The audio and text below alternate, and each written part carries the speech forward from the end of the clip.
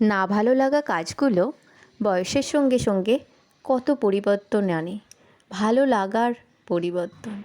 যখন মা রান্নাঘরে গিয়ে একটু হেল্প করতে বলতো তখন কি বিরক্তই লাগতো।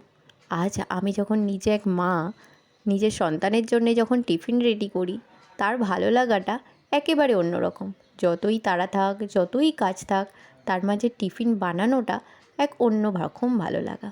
সেই ভালো লাগা এক মাই বুঝতে পারে, সেটা মুখে প্রকাশ করা যায় না। আজ বানাচ্ছি আলুর পরোটা।